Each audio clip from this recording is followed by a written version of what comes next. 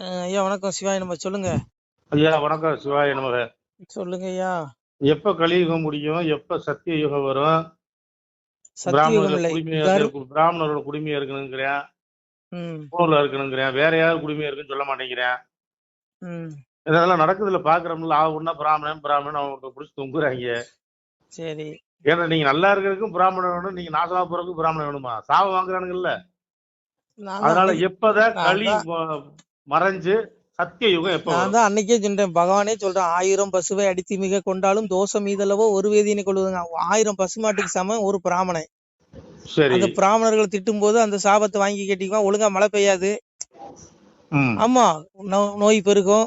இது எல்லாமே சாபங்க. நீங்க நினைக்கிற மாதிரி கிடையாது. சாதுக்கள் நசுக்க பாட கலியுகத்துல அழிவு பெருத்துக்கிட்டே இருக்கும்.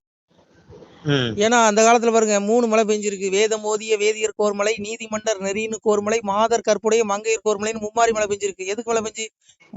மழை பெய்யலாம் நம்ம சோறு கிடைக்குமா நமக்கு? பசி பட்டி பஞ்சமாயிரும். ஆனா அது பசி பட்டி பஞ்சத்தை தவிர்க்கிறதே பிராமணன் தான். அததான் வேதம் ஓதிய வேதியர் பிராமணர்கள் வந்து நான் ஒத்துக்கிறேன். என்னன்னா 67க்கு அப்புறம் தான் எல்லாம் பஞ்சம் பசி, அது வரைக்கும் நாடு நல்லா தான் இருக்கு. ஏங்க நீதம் கொலரிட்டினாலே உலகத்துல எல்லாமே தலைவிரிச்சு ஆடிரும். அதான் சொன்னாலாம் எம்பெருமானே சொல்றான், கலியுகத்துல என்ன நடக்குமா? பகவான் சொல்றான் பாருங்க, தெய்வ நிலைமை தேசமதில் காணாது, மைனறிய பெண்ணார் மனு நீதம் காணாது, ராஜ நெறி நீதம் ராஜ்யத்தில் காணாது. இந்த 3 நீதம் கடைபிடிக்கப்படலன்னு வைங்க, பிராமணங்க வந்து வேதம் ஓதி கரெக்டான பாங்க அவங்க யாகம் வளர்த்தாதான் மும்மாரி மழை பெய்யும். இப்ப அதுக்கு வழி இல்ல. வேதம் ஓதுனா அது நக்கல் பண்றான், அது வந்து கட்டுக்கதைங்கிறான், அது வந்து ஒரு மூடநம்பிக்கைங்கிறான். புரியுதா? ஒண்ணு. அப்புறம் என்ன சொல்றான், கற்புடைய அதான் மாதர் கற்புடைய மங்கையருக்கு ஒரு மலைங்கிறான். இன்னைக்கு அம்மிக்குலை தூக்கி போட்டு கொள்றா புருஷனை. எல்லா பெண்களும் இல்ல, இந்த மாதிரி ஒன்னு ரெண்டு தருதலைங்க பண்றது அப்படி இருக்கு. நாடு நாசமா போச்சு. 67க்கு அப்புறமே நாசமா போயிருச்சு. அதனால ஒன்னு புரிஞ்சுக்கோங்க ஐயா, இந்த யுகம் அப்படிதான் இருக்கும். மனுநீதம் மைனறிய பெண்ணார் மனுநீதம் காணாது, ராஜநீதம் ராஜ்யத்துக்கு காணாது. எவனும் ஒழுக்கமா ஆட்சி பண்ண மாட்டான், ஊழல் பண்ணுவான்.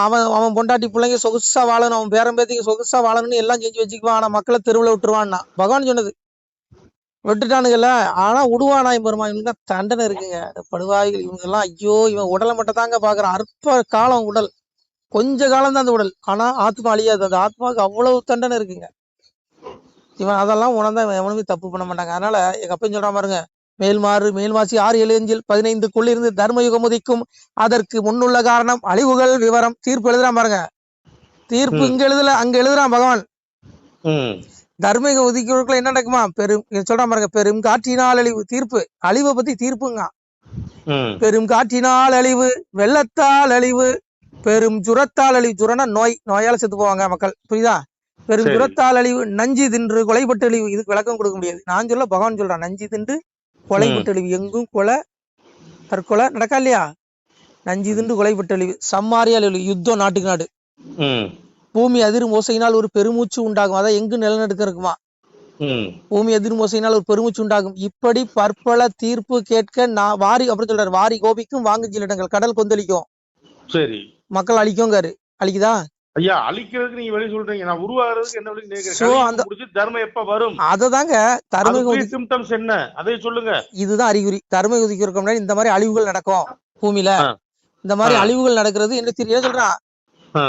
இப்படி பற்பல தீர்ப்பு கேட்க நாராயணம் நாவில் வகுத்து சொன்னோம், அருளாகி ஏகம் அகண்ட பரிபூரணமாய் வரையாகி திரையாகி வான்புவி லோகமுமாய். எங்க அப்பயும் சொல்றான், உலகத்தை பற்றி இறைவன் சொல்றான், பிள்ளைகளே தர்மயுகம் உதிக்கிறதுக்கு முன்னாடி இது போன்ற அழிவுகள் நடக்கும். இது ஏன்னா 7 யுக கணக்கு எடுத்து தீர்ப்பு செய்யறாங்க. 4 யுகம் தான் கணக்கு இருக்கு, ஆனா 3 யுகம் நமக்கே தெரியாது. அப்ப எத்தனை யுகத்துல நம்ம பிறந்திருக்கோம் நமக்கு தெரியுமா? இந்த உலகம் எப்ப தோன்றுச்சுன்னு தெரியுமா? இதுக்கு முன்னாடி எத்தனை யுகங்களுக்கு நமக்கு தெரியுமா? சொல்லுங்க. 4 யுகம் கணக்கு, கிரேதா திரேதா துவாபர கலி. அதுக்கு முன்னாடி 3 யுகம் இருந்திருக்கு. நம்ம இந்த ஆத்மா பல பிறவிகள் எடுத்தாச்சு, ஆனா இன்னும் உயிவடையில, மோட்சத்துக்கு போகல. இங்கே பூமியில தான் இருக்கு. வெந்தது திங்கிறான், விதி வந்தா சாவறான், இறை தேடல் இல்ல, மோட்சத்துக்கு போல. கொஞ்சம் பேர் மோட்சத்துக்கு போயிருக்கான். அப்ப இந்த ஆத்மாக்களுக்கு நான் நடு கேட்கிறேன், தீர்ப்பு கேட்டு நான் தர்மயுகத்தை படைக்கிறேங்க. அதுக்கு முன்னாடி இப்படி எல்லாம் நடக்கும்னா நீங்க நடக்குதா? யுத்தம் பாருங்க, ஒரு கொத்து கொத்தா மக்கள் சாவுறாங்க. அதான் சாமி சொன்னா, கூத்தாடி கூத்தாடி நான் கொல்லி வைத்து போறேனடா, கொல்லி வைக்கும் குமரனடா, கொப்ப நந்தி ஈசனடாங்க. ஆனா ஒண்ணு, என்ன தேடுற பிள்ளைகளுக்கு இதுக்கு விதிவிலக்கம் வச்சிருக்கான். என்ன தேடுற பிள்ளைகளுக்கு, என்ன விரும்புற பிள்ளைகளுக்கு எந்த அபாயம் வந்தாலும் நான் தடுப்பேங்கிறான். நோய் நொடியா இருக்கலாம், பிறவி நோயா இருக்கலாம், தீராத நோயா கூட இருக்கலாம், தீர்த்துருவான். நீங்க அப்பாவை தேடுங்க. அதை விட்டுட்டு சும்மா சினிமா மோகம் சீரியல் மோகத்திலேயே மூழ்கினீங்கன்னா அப்புறம் அவனை ஏன் குறை சொல்றீங்க? நீங்க நம்ம செஞ்ச கர்மா. இப்ப நான் சாவுறேன்னு வச்சுக்கோங்க, நான் நோய் வாய்ப்படுறேன், வறுமையில வாடுறேன், பசி பட்டினியில வாடுறேன்னா காரணம் கர்மாங்கிறான். நான் சொல்லல, அவன் சொல்றான். இந்த கர்ம வினையத்துக்கு என்னால் முடியும், என்ன தேடிக்கோ, அப்பாவை தேடிக்கோ, உனக்கு மோட்சம் தரேன், உனக்கு எல்லா செலுத்தையும் தரேங்கிறான். அதை தான் சொன்னான். திருவாசகத்தை காதுல கேட்டாலே அவ்வளவு புண்ணியம் கிடைக்குங்க. கேட்பீங்களா? நீங்க அதை கேட்க மாட்டீங்க. சினிமா பாட்டை கிடைக்கும். என்ன சொல்றான்? வாசிக்க கேட்டு மகிழ்ந்திருந்த அன்பருக்கு பூசித்து நின்ற பூரணங்கள் கிட்டுமடா, மலடியும் இக்கதையை மாவிருப்பத்தோடு இலகி தளமளந்தூனை நாடி தான் கேட்பாளாகில் எண்ணானை பார்வதியால் ஈஸ்வரியால் தன்னானை உன்னானை மதலை உடனே கிடைக்குமடாங்க. அதாவது பிள்ளைகளே, என்னுடைய திருவாசகத்தை அகில வாசகத்தை நீங்க காதுல கேட்டீங்கனாலே உங்களுடைய கர்ம வினைகள் தீர்ந்து உங்களுக்கு பூசித்திட்ட பூரணங்கள் கிட்ட உனக்கு பொன் பொருள் செல்வம் எல்லாம் கிடைக்கும். மலடியும் இக்கதையை மாவிருப்பத்தோடு இலகி தளம் வளர்ந்தோனை நாடி தான் கேட்பாளாகில். அதாவது குழந்தை இல்லாத பெண்கள் அப்பாவை உருகி மன உருகி வேண்டி அப்பாவோட திருவாசகத்தை கேட்டாங்கன்னா அவங்களுக்கு குழந்தை கிடைக்குங்கிறார், குழந்தை பாக்கியம் கொடுப்பேங்கிறான். அப்புறம் சொல்றான் பாருங்க, குட்டம் உள்ளோர் குணம் வைத்து கேட்பீரால் திட்டம் அது சொன்னோம் தீரும் திருவானை. ஏன் மேல சத்தியமா சொல்றேன்னா, என் பொண்டாட்டி பார்வதி மேல சத்தியமா சொல்றானாங்கிறான். பரமசிவன் சொல்றான், சிவபெருமான் சொல்றான், அவன் மேல சத்தியம் மட்டும் சொல்றான். நீங்க இதெல்லாம் நம்ப மாட்டீங்க. குட்டம் உள்ளோர் குணம் வைத்து கேட்பீர், அதான் குஷ்டநோய் இருக்கு பாருங்க கையில, இந்த குஷ்டநோய் உள்ளவன் நீ அப்பாவை திருவாசகத்தை மனமுருகி கேட்ட, அப்பா என் பாவத்தை மன்னிச்சுக்கப்பா, நீ மனமுருகி கேட்டா உனக்கு முடிச்சு உனக்கு பூர்ண குணமாயிடும். நீங்க நம்புவீங்களா? உண்மையா நம்ப மாட்டீங்க. உங்களுக்கு சந்தேகம் கடவுள் இருக்கானா இல்லையான்னு. ஆமா. அப்புறம் குத்துதே குடையுதேன்னா அப்புறம் நானா பொறுப்பு? சொல்லுங்க, எங்க அப்பாவா பொறுப்பு? அவன் அப்பாவை தேடுங்க. அப்பா கருணை கடல். அப்பா யாரையும் தண்டிக்கிறது இல்ல. அவன் செஞ்ச பாவ கர்ம வினை தான் அவனை தண்டிக்குது. கடைசியில கடவுள் திட்டுவான். அப்பாவை தேடுறா சென்னைக்கு போகணுமோ? நான் சொல்ற அப்பா சிவா அப்பா, நீங்க சொல்ற அப்பா அரசியல்வாதி அப்பாவை சொல்லல. அரசியல் அப்பா நீங்க தேடிப்பாங்க. இங்க பாருங்க, 24 மணி நேரம் சீரியல் முகம் சினிமா முகத்திலேயே மூழ்கி கிடக்கும். ஆண்கள் எல்லாம் மதுக்கடையில் மூழ்கி கிடக்காங்க. எப்படியா அப்புறம் உருப்படும்? களி நீசம் இப்படித்தான் இருக்கும். சாமியா தான் சொன்னான், இப்படிதான் இருக்கும். பருமையதுதான் பெருத்து நீங்கள் வழி தப்பி போவீர்களே, பொய் புரட்டு அதிகமப்பா பொருத்தமில்லை களி நமக்கு. பொய் புரட்டு அதிகம், வறுமை பெருத்துறோம், வழி தப்பிடுவீங்க, தவறான வழியில போயிருவீங்க சாமி சொல்றான். கலியும் ஆம்பளைகளுக்கெல்லாம் டாஸ்மாக், பொம்பளைகளுக்கெல்லாம் செட் ஆஃப் பாக்ஸா சீரியல் என்னமோ போல செட் ஆஃப் பாக்ஸ் போட்டு தானே பாக்குறாங்க. அதனால நீங்க அப்பாவை தேடுங்க. அப்பாவை விட்டுட்டு நீங்க சும்மா அந்த மனசை நீங்க பாருங்க, உடல் அழிஞ்சிரும், ஆத்மா அழியாது. பாவி அவன் சத்து பஸ்பமாய் போனாலும் ஆவியை கண்டு ஆக்கினில் செய்திடுவேன். இந்த உலகமே அழிஞ்சாலும் உன்னுடைய ஆத்மா பின்னாடி நீ செய்த பாவ புண்ணியம் வரும். உனக்கு கர்ம வினைக்கு தண்டனை உண்டு. நான் சொல்ல கீதை சொல்றான், இஷ்டம் கர்மனக சன்னியாசம் கோசித்துங்கிறான். கர்மத்தின் பயனை தியாகம் செய்யாத மனிதர்களுக்கு கர்மத்தின் பயனான நல்லதும் தீயதும் மேலும் இரண்டும் கலந்ததுமான பயன்கள் கட்டாயம் கிடைக்குதுங்கிறான். நீ கர்மனை அனுபவிச்சான உடல் செத்தடா, ஆத்மா அழியாரு, உலகமே அழிஞ்சாலும் ஆத்மா அழியாரு. ஜீவன் எனது அம்சம், அதற்கு ஒருபோதும் அழிவில்லைங்க. ஜீவன் பரமாத்மாவுடைய அம்சம், ஜீவாத்மா எப்படி அழியும்? ஆனா ஆக்கினை உண்டு, தண்டனை உண்டு நரகத்துல. அதனால நீ அப்பாவை தேடு. அதான் சொன்னா, மோட்ச உயிர்க்கும் நரக உயிர்க்கும் தீநரக பாவி உயிர்க்கும் ராச உயிர்க்கும் பள்ளி வாசல் உயிர்க்கும் வைகுண்ட பதவி உயிர்க்கும் எவ்வுயிர்க்கும் எங்கள் ஐயா சிவ சிவ சிவ சிவ அரகர அரகரா. அந்த சிவசிவ அரகரங்க நாமத்தை சொல்லணும் வை, நீ முக்தியே போக முடியாது. எல்லா 14 உலகம் இருக்கு, 14 உலகத்துக்கு அவன் தான் இறைவன். மோட்சத்துல இருக்க உயிருக்கு அவன் தான் அடைக்கலாம். முக்தி மோட்ச உலகத்துல இருக்க நரகத்துல இருக்க உயிருக்கு அவன் தான் அடைக்கலாம். எல்லா உலகத்துல இருக்க உயிருக்கு அவன் தான் அடைக்கலாம். அதான் சொன்னா, அரகரா என்ற சொல்லை கரையரா பாவி நீசன் அறியவும் மண்டல சிவனே சிவசிவா என்ற சொல்ல அவகட நீசருக்கு தெரியவும் மண்டல சிவனைங்க. நீச பாவிகள் வாயில சிவநாமம் நுழையாதுங்க. சிவநாமத்தை சொன்னாலே அரகரா சிவசிவான்னு சொன்னாலே மோட்சத்துக்கு போயிருவான். அவன் செஞ்ச பாவங்களை தெரியும் மன்னிக்கப்படும். புரியுதா உங்களுக்கு? ஆனா ஒண்ணுங்க, இந்த திருவாசகம் நம்முடைய அப்பனுடைய பெருமாளுடைய பகவானுடைய வாசகத்தை எவன் பழிக்கிறானோ அவனுக்கு எவ்வளவு பெரிய தண்டனை தெரியுமா? பழிக்கிறதுக்கு ஒரு கூட்டம் இருக்காங்க. அவனுக்கு என்ன தண்டனை தெரியுமா? சாமி சொல்றாரு, கலித்தோர் பகைத்தோர் பதில் எதிரியாய் பகைந்தோர் கலித்தோர் வறுமை கண்டு கடு நரகம் புக்கிடுவார். இந்த தீகா கும்பல் இருக்கான் பாருங்க, திருவாசகத்தை எடுத்து திட்டுறது இந்த கும்பல், இது கருப்பு சாட்ட கும்பல், இவனுக்கு எல்லாம் நரகங்க. கலித்தோர் கடு நரகம். நரகம் சாதாரண நரகம் கிடையாது ஆத்மாவுக்கு. இவன் என்ன நினைக்கிறான், செத்த உடனே எல்லாம் முடிஞ்சு போயிருது அப்படின்னு நினைச்சிட்டு இருக்கான். ஏன்னா செத்துக்கு அப்புறம் தான் உண்மையான உடைய ஆத்மாவுக்கு தானே வெளியே வருது. அந்த ஆத்மாவுக்கு தான், அந்த ஆத்மா விடுதலை இடையிலன்னா உனக்கு பிறப்பு 84 பிறவி இருக்கு. ரஜசி பிள்ளைங்க கத்தோ கர்ம ஜாதி ததா பிள்ளைங்க தமசி முடிவு செய்யாதேங்க. 84 பிறவி நீ எடுத்து சாகணும். மண் உலகில புழு விலங்கு பறவை விருட்சம் 1000 வருஷம் நிற்கும். அதுல ஒரு ஆத்மா இருக்கு. இதே மனிதனுடைய ஆத்மா தான் அங்கே இருக்கு. புரிஞ்சுக்கோங்க. இவன் எல்லாம் என்ன நினைக்கிறான், செத்துக்கு அப்புறம் முடிஞ்சிடும், அதனால எப்படியெல்லாம் கடவுளை திட்டலாம், இதிகாசங்கள் திட்டலாம் நினைச்சுக்கிறான்.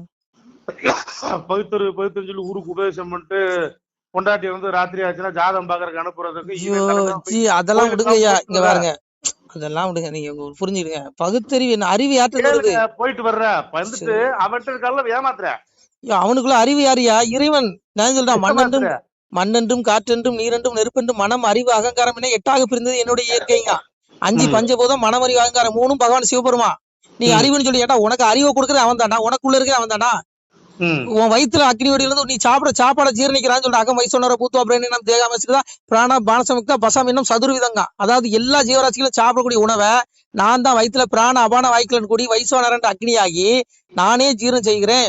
உண்ணும் உணவு உந்தப்படுவதும் உறிஞ்சப்படுவதும் அனைத்து உன் வயிற்றுல சாப்பிட சாப்பாடு உனக்கு சாப்பாடு வெளியே தள்ளுறது மலம் ஜலம் எல்லாமே எல்லாம் இதயத்துல ஈஸ்வர சர்வபூதான பிரமாண சர்வபூதான எந்தோடைய மாயங்க இதயத்துல இருந்து கர்மவினைக்கு தந்தவரை வழி நடத்துறேங்கிறான். வயிற்றுல அக்னி வடிவா இருந்து ஜீரணித்து ஒவ்வொரு உறுப்புகளுக்கும் சத்தை பிடிச்சிட்டு போறேங்கிறான்.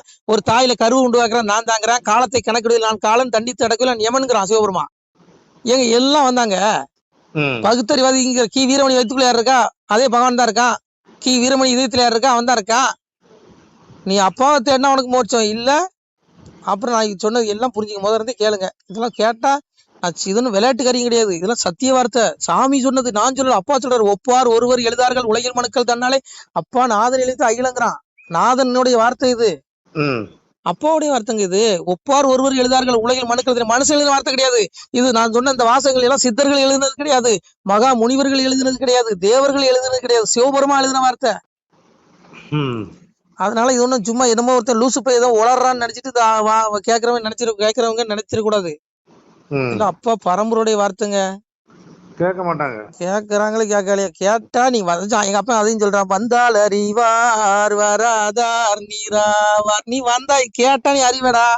உனக்கு வீடு இருக்கு, மேல் வீடு இல்ல, ஹோலி முடிஞ்சு. அதான் சொன்னா, பக்தி சுயத்தை பல நாளும் காத்திருந்த வித்திகன் இணைந்து வேண்டார் மேல் வீடுல இருந்து செத்திருந்து தீனரக சீல்குட்டி நினைக்க கொத்திருந்து புழுக்கள் இருந்து கொஞ்சம் ஒரே எங்க அப்பா பகவான் சிவபுரம் சொல்லிட்டான், மகனே அப்பாவை தேடுனா மேல் வீடு உனக்கு இருக்கு, பவிசோட தருவேன், மோட்ச வீடு, விடுதலை, ஆத்மா விடுதலை கொடுத்துருவேன். இல்ல உனக்கு ஒண்ணு பண்ணியா பிறந்து 10 குட்டி போடுவேன், 84 லட்சம் பிறவி இருக்கு, நாயா பிறந்து 4 குட்டி போட்டு ரோட்டாட திரிவ, மனுஷனா பிறந்து சீரழிவ. நீங்க மனுஷன் நல்லா இருக்கானா? ஆடு மாடு கூட நல்லா இருக்கு, மனுஷன் நல்லா இருக்கானா சொல்லுங்க? எப்படி இருப்பேன்? அப்புறம் என்ன இது பிறவிங்கிற துன்பங்க, பிறவிங்கிற பெரிய துன்பங்க. இவன் என்னமோ பிறவிங்கிறத பெரிய இன்பம் வச்சுக்கிட்டு முட்டா பயலுக்கு பாருங்க, பட்டா கத்தியில கேக் வெட்டி கொண்டாடுறான். அறிவு இருக்கா அவனுக்கு? ஏன்டா பிறவிய துன்பம்டா. நான் சொல்லல, பகவான் சொல்றா, சித்த மகாபுருஷன் சொல்றான். இந்த பிறவிங்கிற பெருங்கடல், வள்ளுவர் சொல்றாரு, பிறவிங்கிற பெருங்கடல் துன்பத்துல இருந்து இப்போ இறைவனடி சேரல நீ உன்னுடைய கர்மனை பிறந்து பிறந்து சாவாங்கிறான். அடா போங்கயா, இந்த உலகமே நானே மாட்டிக்கிட்டேன் கர்மவினையில வந்து. கேட்டா வந்து வள்ளுவரை நாங்க போட்டுறோம் பாங்க. வள்ளுவர் சொல்றது கேப்பானா சொல்லுங்க? எந்த உயிரையும் கொல்லக்கூடாது கேப்பானா? நோக்கான்னு ஒரு இது இருக்கு, அதிகாரம் இருக்கு, எல்லாமே இருக்கு. வள்ளுவர் சொன்னது கருச்சட்டை போட்டு 4 நாள் போட்டு ஒண்ணு வேண்டாம். மாட்டுக்கறி திருவிழா கொண்டாடுறான், வள்ளுவன் சொல்றான், அறவினை யாதனில் கொல்லாமை குரல் பிறவினை எல்லாம் தருங்க வள்ளுவன். நீ அறம்னா என்ன? நீ அறம்னா எந்த உயிரையும் கொல்லாம இருக்கணும், அதுதான்டா அறம். நீ ஒரு உயிரை கொண்டு புசிச்சா அதுக்கு அதர்மங்க.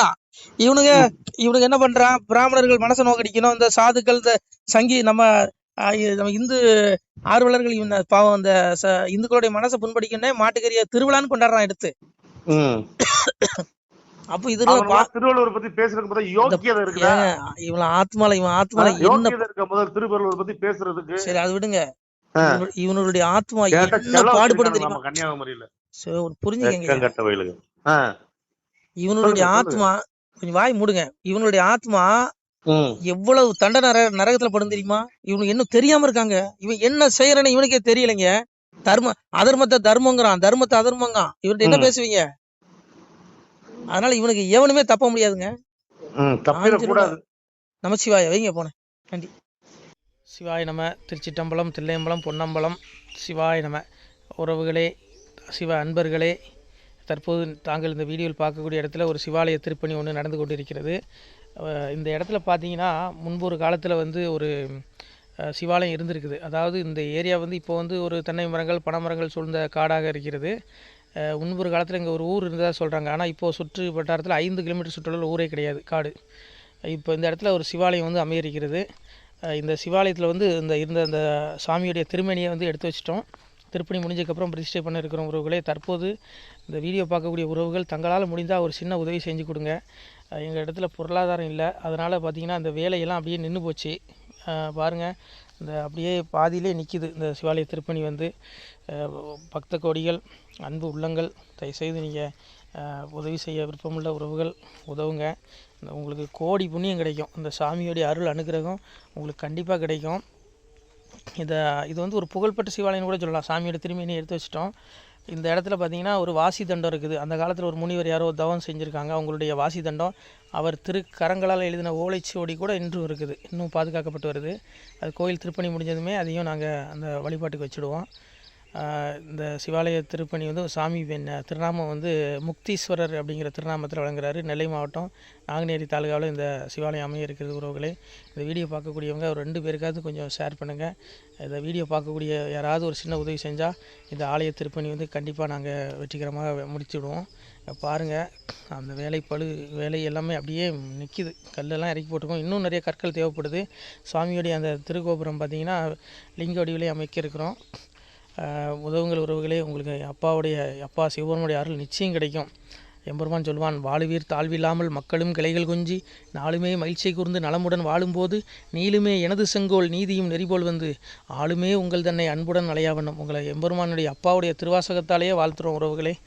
ஆணுடன் பெண்ணும் பெற்று அதிகமாய் செல்வமாகி தானுடன் நினைவுமுற்று தர்மமும் நெறியும் கற்று வேணும் நீள் காலமெல்லாம் வெள்ளியர் உடனே வாழ்ந்து போனுதல் கமலநாதன் பொற்பதம் பெற்று வாழ்வீர். அந்த ஈசனுடைய பொற்பதம் நிச்சயம் கிடைக்கும். உங்களுக்கு இகத்திலும் சுகம், பரத்திலும் சுகம். உங்களுடைய கர்ம வினைகள் மன்னிக்கப்பட்டு உங்களுக்கு நிச்சயம் மோட்ச வீடு கிடைக்கும். இகத்தில் பூரண ஆயுளுடன் நோய் நொடி இல்லாமல் வாழ்ந்து நீங்கள் பரவாழ்வும் பெறுவீர்கள் உறவுகளே. மக்களே, நீங்கள் எல்லாம் வாழ்பொன்னம் பதியிற் சென்று முக்கியமான யுகநில மதிலே தன்னால் கக்கிய பொன்கள் ஸ்வர்ணம் கைமணம் குளிர அன்னம் பொக்கிஷம் நிறைய வைத்து புகழவுண்டு இனிதாய் வாழ்வீர். இந்த இகவாழ்வும் பரவாழ்வும் உங்களுக்கு சுகப்பட அப்பன் ஈசனர்களால் வாழ்த்துகிறோம். இந்த திருப்பணிக்கு உதவி செய்ய ஒரு ஜிபே எண் சொல்கிறோம். இந்த எண்ணில் நீங்கள் உதவலாம். நீங்கள் இந்த எண்ணிலே நீங்கள் தொடர்பு கொள்ளலாம். ஜிபே, ஃபோன்பே, வாட்ஸ்அப் எல்லாம் இந்த நம்பர் தான். 93 85 44 31 06 93 85 44 31 06. இந்த எண்ணில் நீங்கள் உதவலாம், தொடர்பும் கொள்ளலாம். வாட்ஸ்அப்பு இந்த எண்ணு தான், ஜிபே இந்த எண்ணு தான் உறவுகளே. முடிந்தளவுக்கு 2 பேருக்காக ஷேர் பண்ணுங்கள். இந்த வீடியோ பார்க்கக்கூடிய யாராவது ஒருத்தர் சின்ன உதவி, நீங்கள் வந்து பெரிய அளவில் செய்யணும் கூட, நீங்கள் ₹1 நீங்கள் தந்தாலும் மனசார வேண்டி ஏற்றுக்கிறோம் உறவுகளே. உதவுங்கள். முடிஞ்ச அளவுக்கு ஷேர் பண்ணுங்கள். நன்றி. சிவாய நம. திருச்சிற்றம்பலம், தில்லையம்பலம், பொன்னம்பலம்.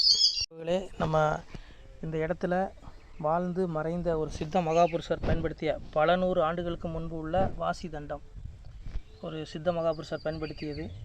அவர் திருக்கரங்களால் எழுதிய அந்த ஓலைச்சுவடி கூட பாருங்கள், இன்னும் பாதுகாக்கப்பட்டு வருது. இந்த சிவாலயம், நம்முடைய இந்த சிவாலய திருப்பணி முடிந்ததுமே எம்பெருமான் அவர் எழுதிய அந்த சிவனை பற்றி புகழ்ந்து எழுதிய அந்த பாடல் வரிகள் இதில் இருக்குது. இந்த வாசி தண்டம் அவர் பிரதிஷ்டை செய்த அந்த லிங்க திருமேனியையும் இந்த இடத்துல நாம் இந்த ஆலயம் கட்டி நாம் பிரதிஷ்டை செய்திருக்கிறோம். அனைவரும் இந்த ஆலய பிரதிஷ்டைக்கு கண்டிப்பாக வரணும். முடிஞ்ச அளவுக்கு இந்த வீடியோ பார்க்குறவங்க உதவி பண்ணுங்கள் உறவுகளே.